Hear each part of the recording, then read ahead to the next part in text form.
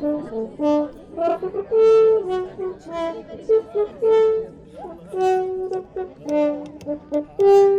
have you here in the forest with us. Thank you very much for coming. Now, my comings and brothers in exile, hath not old custom made this life more sweet than that of painted pomp? Are not these woods more free from peril than the envious court? Here, sweet are the uses of adversity.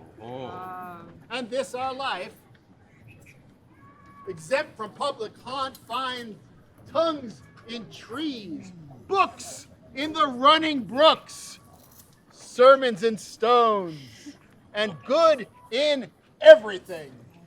I would not change it. Happy is your grace, who can translate the stubbornness of fortune into so quiet and so sweet a style. Come, shall we go and kill us venison? Oh, yet it irks me, the poor dappled fools, being native burghers of this desert city, should in their own confines with forked heads have their round haunches gored. Indeed, my lord. The melancholy Jaques grieves at that, and in that kind 'twas you do more usurp than doth you, brother, that hath banished you. Today, my lord of AMIENS and myself did steal behind him as he lay along under an oak, to the which place a poor sequestered stag that from the hunter's aim had taken her did come to languish. Poor dear. Thou makes a testament as worldlings do, giving thy sum of more to that which had too much. And did you leave him in this contemplation? We did, my lord, weeping and commenting upon the sobbing deer. Show me the place. I love to cope him in these sullen fits, for then he is full of matter.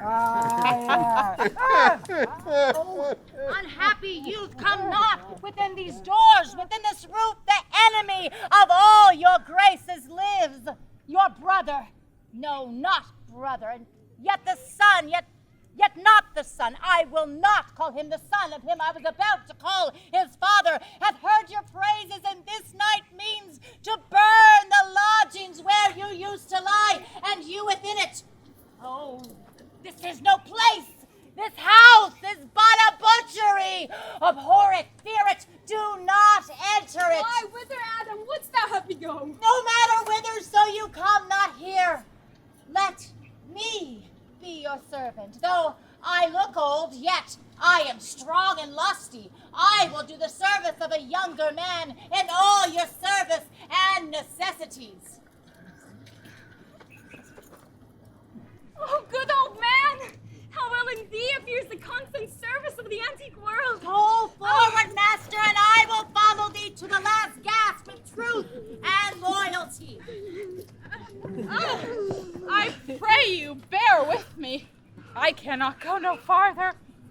Well, this is the forest of Arden. Aye, now am I in Arden, the more fool I. When I was at home, I was in a better place. But travellers must be content. Aye, be so good, Touchstone. Oh, Corin, that thou knewest how I do love him! I partly guess, for I have loved ere now. No, Corin, being old, thou canst not guess. Though in thy youth thou wast as true a lover as ever sighed upon a midnight pillow. If thou rememberst what the slightest folly that ever love did make thee run into, thou hast not loved, or if thou hast not sat as I do now, wearing thy hair on thy mistress's praise, thou hast not loved, or if thou hast not broke from company abruptly as my passion now makes me, thou hast not loved. Oh, Phoebe! Phoebe! Phoebe!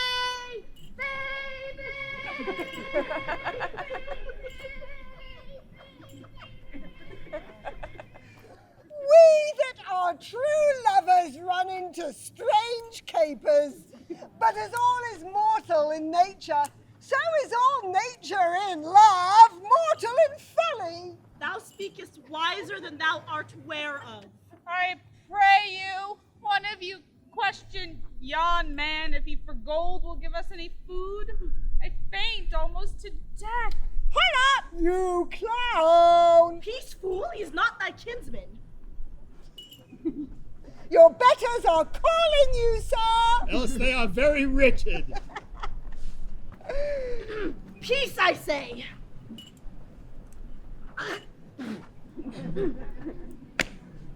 Good even to you, friend. And to you, gentle sir, and to you all. I prithee, good shepherd, here's a young maiden with travel much oppressed and faints for succor. Oh, fair sir, I pity her, and wish for her sake more than for mine own. My fortunes were more able to relieve her, but I am shepherd to another man. Besides, his coat, his flocks, and bounds of feed are now on sale, and at our sheepcote now, by reason of his absence, there is nothing that you will feed on. I pray thee, if it stand with honesty, buy thou the cottage, pasture, and the flock, and thou shalt have us to pay for of it. And we will mend thy wages. I like this place, and could willingly waste my time in it. Well, if you like upon report, the soil, the profit, and this kind of life, I will your very faithful feeder be, and buy it with your gold right suddenly.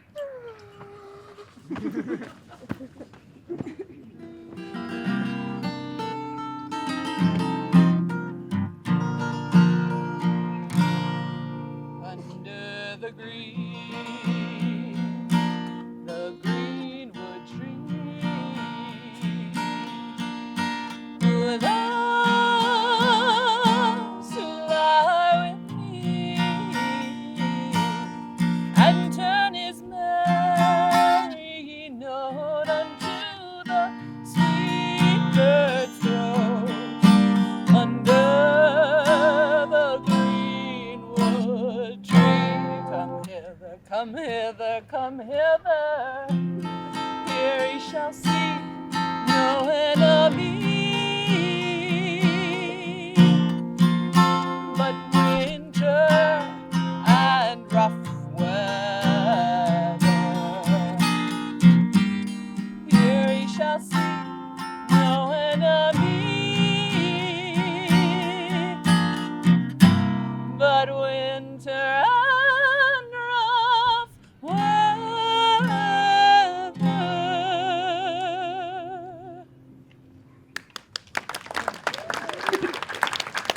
More, I pray thee, more. It will make you melancholy, Monsieur Jaques. Oh, I thank it. More, I pray thee, more. I can suck melancholy out of a song as a weasel sucks eggs. More, I pray thee, more. My voice is ragged. I know I couldn't please you. I do not desire you to please me. I do desire you to sing. Come, more. Another stanza. Call you stanzos? What you will, Monsieur Jaques. Well, I will end the song. You know, the Duke has been all this day to look you. And I have been all this day to avoid him. Come, wobble, come.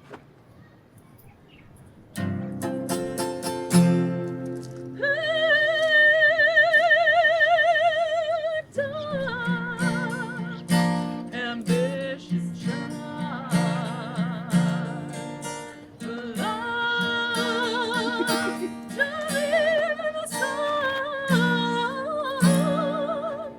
seeking the food he eats and pleased with.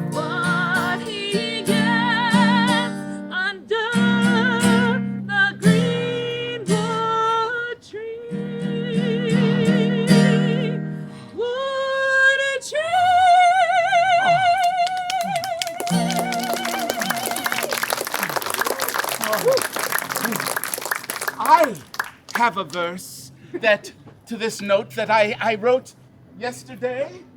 If it should come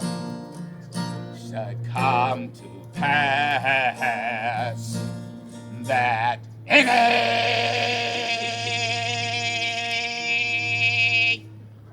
man turn to ass, leaving his wealth and ease, a stubborn will to please.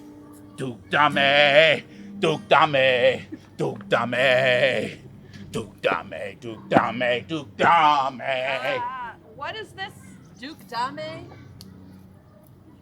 'Tis the Greek invocation to summon fools into a circle. I'll go sleep if I can. If I cannot, I'll rail against all the firstborn of Egypt. And I'll go seek the Duke. Oh, good master, I can go no further. Oh, I die for food. Here lie I down and measure out my grave. Farewell, kind master. Why, how now, Adam? No greater heart in thee? Live a little. Comfort a little. Cheer thyself a little. Hold death a while at the arm's end. I will here be with thee, presently. If I bring thee not something to eat, I give thee leave to die. But if thou diest before I come, thou art a mocker of my labor. Lunch! Quick, I stole it for a birthday party. Lunchtime. What do we have? I don't know. What we got? I'm sensing champagne. Ooh. I'm sensing truffles. Ooh. Strawberries. It's gonna be amazing. I can already tell. It's better than all that. Oh, tell me. It's pickles! Pickles! You can have one as well. Ooh, my favorite. Quick, they'll be coming after me. Skop. Okay. Let's break these bad boys wide open. Wait, hang on. I feel like this isn't a very socially appropriate thing to do. Maybe we should go somewhere else. Come on.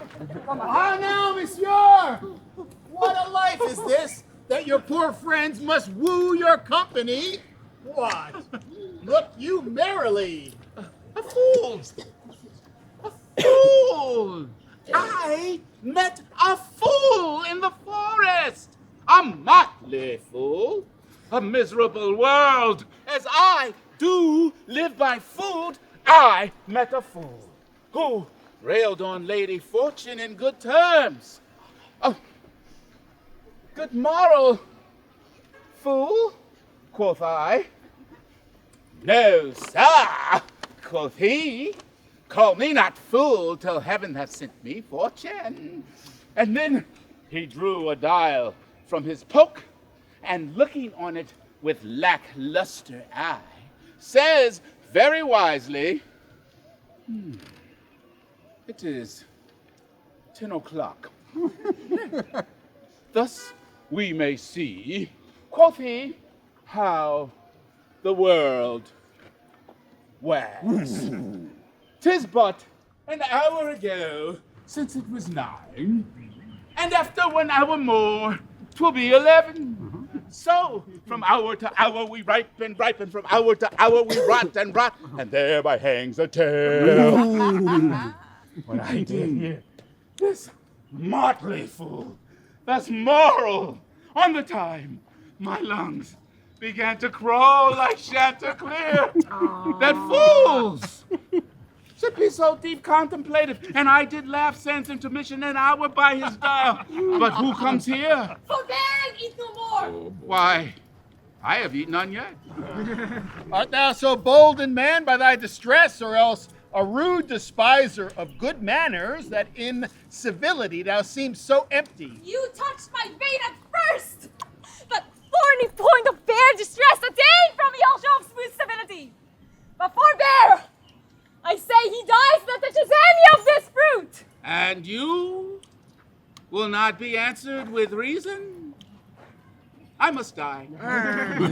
What would you have? Your gentleness shall force more than your force move us to gentleness. I almost died for food and let me have it! Sit down and feed, and welcome to our table. Speak you so gently? Pardon me, I thought all things had been savage here. And if ever from your eyelid wiped a tear, and know what is to pity and be pitied, let gentleness my strong enforcement be, in the which hope I blush and hide my sword. True it is, we have seen better days. Sit you down in gentleness and take upon command what help we have that to your wanting may be ministered. Oh, I thank you, but forbear your food a little while. There is a poor old man who, after me, has many a weary step lived in pure love, till he be first sufficed, oppressed with 2 weak evils, age and hunger. I will not touch a bit. Go find him out, and we will nothing waste till you return. Oh, I thank you! Thou seest we are not all alone unhappy. Not at all. This wide and universal theater presents more woeful pageants than the scene wherein we play in. Oh. All the world's a stage! Whoa! All the world's a stage, and all the men and women merely players. They have their exits and their entrances, and one man in his time plays many parts. Jaques being 7 ages. At first, the infant, mewling and puking in the nurse's arms.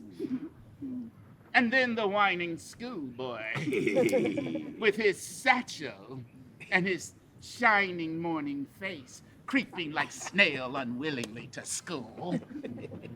Then a lover, with a woeful ballad made to his mistress's eyebrow, and sighing like a furnace. Oh. Then a soldier, full of strange oaths, bearded like the pard, jealous in honor, sudden and quick in quarrel, seeking the bubble reputation even in the cannon's mouth. And then the justice, with fair round belly, and good cape and line, with eye severe and beard, a formal cut, full of wise saws and modern instances, and so he plays his part. The 6th age shifts into the lean and slippered pantaloon, with spectacles on nose and pouch on side. His youthful hose well saved a world too wide for his shrunk shank, and his big manly voice, turning toward childish treble, pipes and whistles in his sound.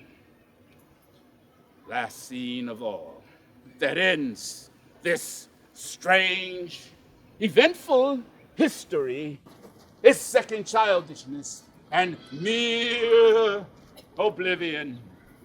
Sans teeth, sans eyes, sans taste, sans everything. Whoa.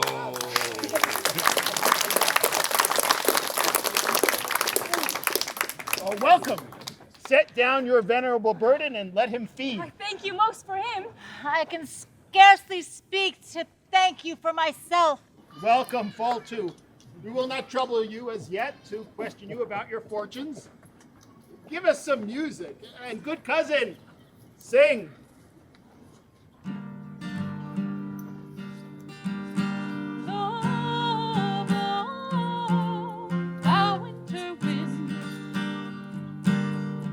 Thou art not so unkind as man. that you were the good Sir Roland's son, as you have whispered faithfully you were, be truly welcome hither. I am the Duke that loved your father. Give me your hand, and let me all your fortunes understand. Will you follow us? Yes, I think he wants us to go deeper into the forest of Arden.